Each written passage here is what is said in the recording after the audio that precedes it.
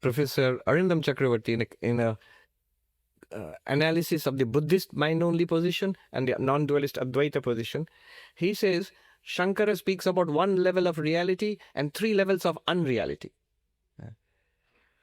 In Sanskrit, Paramarthika, Brahman. Brahman is the ultimate level of reality. That's real.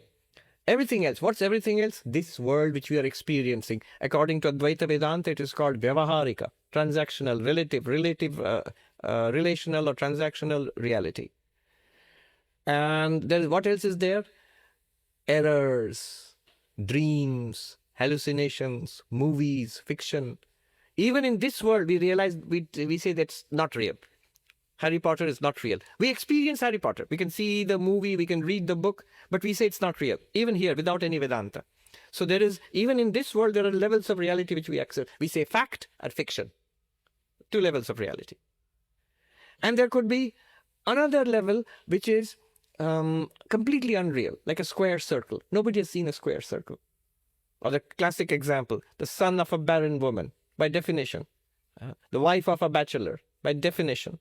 It doesn't exist by definition. Nobody has seen that, can ever see that. So that's called completely unreal. In Sanskrit, asat, that which does not exist and cannot be experienced. Then there is something called mithya, false, which does not exist, yet it is experienced. It's not unreal. Why is it not unreal? It is experienced. That which is unreal cannot be experienced. Harry Potter is not entirely unreal. It's a fictional character. Doesn't exist in our world of fact, but it exists in the world of fiction. There's a multi-billion-dollar industry of books and movies and merchandise. You can't say it's unreal. You can in an American sense. Wow, it's unreal. Yeah.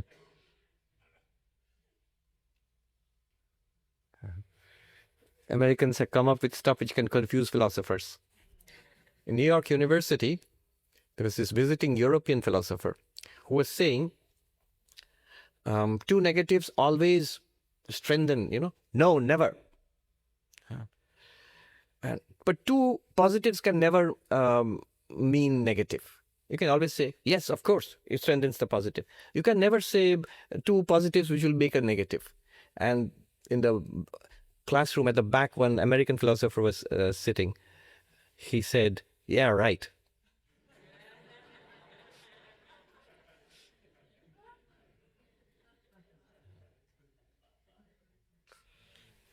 So, Professor Chakravarti says that there is one level of, according to Shankara, there is one level of reality and three levels of unreality. That's not quite true.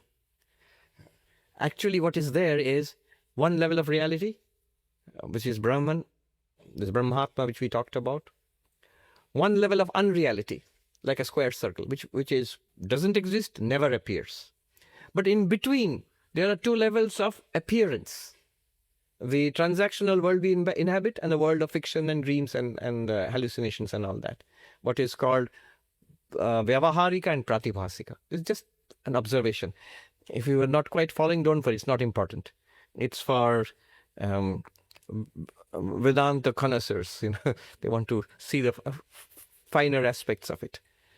So Shankara speaks about one level of ultimate reality, one level of unreality, and whatever is in between is relative reality of two kinds. One is the relative reality which we have, and a level of fictional or dreams or errors and all of that.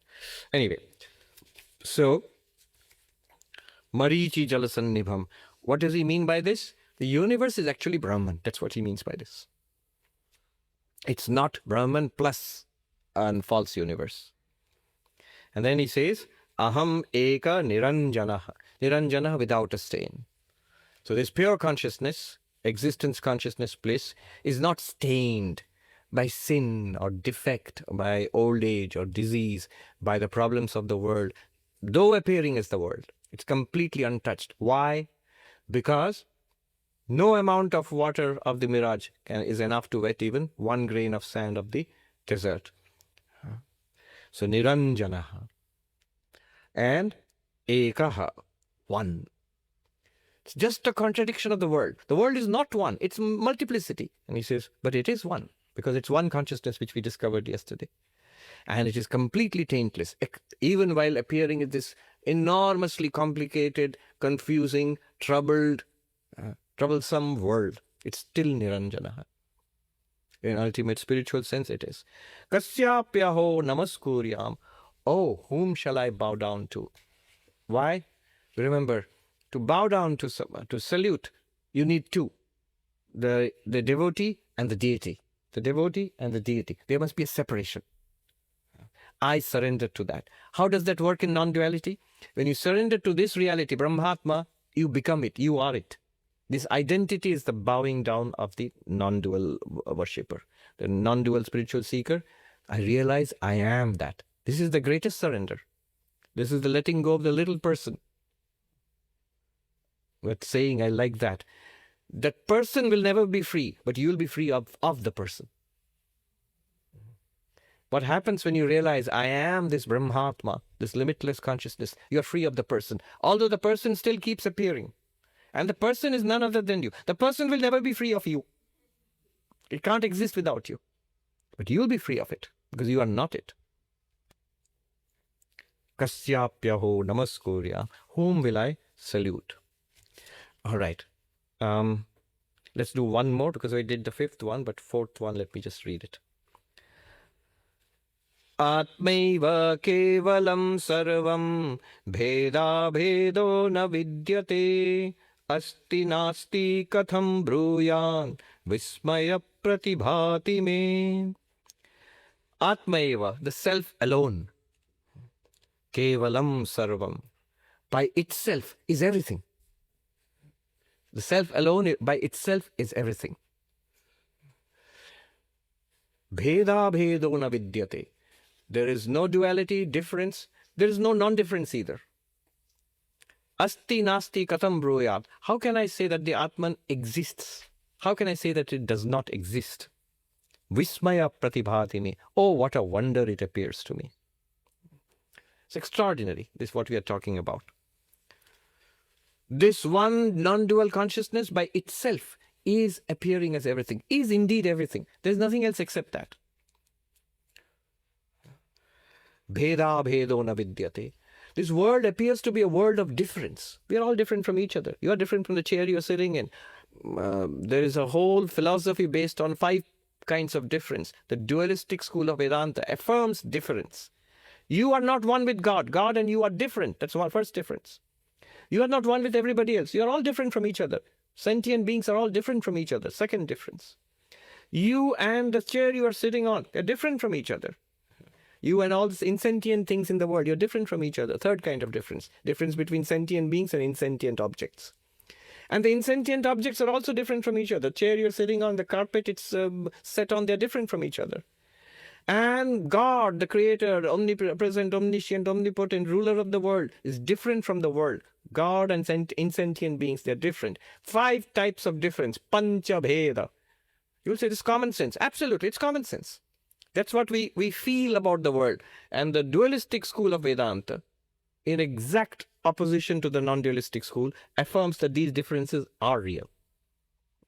They are real now and in liberation also. When you become enlightened, or when I go to, you'll go to heaven. You live in the presence of God. You'll never be one with God. You are not one with God. It's blasphemy to think that. So it's just the opposite of what the non-dualists say. And the non-dualists say that there's no difference. You and God and this world, they're all one reality appearing. Yes, you have to account for difference. So difference is an appearance. It's not fundamental. The difference is not fundamental. In between, there are other schools of philosophy called Bheda Bheda. Difference and non-difference, both are accepted. Vishishta Dvaita. It accepts both difference and non-difference. We are all different from each other, but we are all part of one unity called God. That is Vishishta Dvaita Vedanta. There are others also, Dvaita Advaita, then Shuddha Dvaita. They are all varieties of this philosophy called Bheda Bheda, difference and non-difference.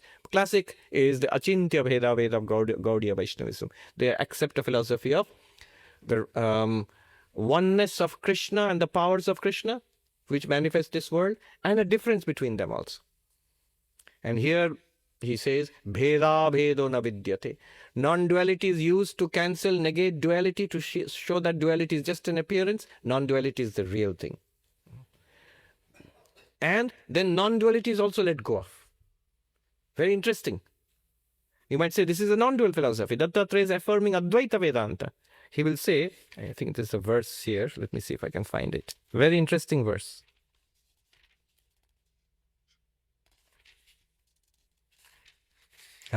Verse number 36, if you have the book. Very interesting verse. Verse number 36. Advaitam kechirichanti, dvaitam michanti chapare, samam tattvam na vindanti, dvaita vivarjitam. Some love non-duality. We do. Some love duality, difference. They do not know the truth, which is the same at all times and everywhere, which is devoid of both duality and non-duality. Non-duality can be used as a negation of the error of duality, but then you have to let go of the negation also. Don't hold on to that. Nagarjuna, the great philosopher of Buddhism, who lived about 400 years after the Buddha, is the person closely identified with emptiness, shunyata, the great prophet of emptiness. And he says in one place that emptiness is an antidote to the errors of the world. But if you hold on to emptiness as this truth, no one can save you. Yatha sarpo durgrihita. He says, like holding on to a snake at the wrong end, it will bite you. So is emptiness misunderstood. We are not teaching emptiness. We are teaching emptiness to correct the errors of thinking this is a real world, substantial world. And then what is the truth? Shh. Don't speak. He's here, Dattatreya is pointing to something like that in 36th verse. Some love non-duality, others love duality. They do not know the truth, which is always the same, everywhere, homogeneous, and he says it's beyond duality and non-duality. Dvaita vivadjitam. The truth, reality is beyond duality and non-duality. That's a sublime point at which to end.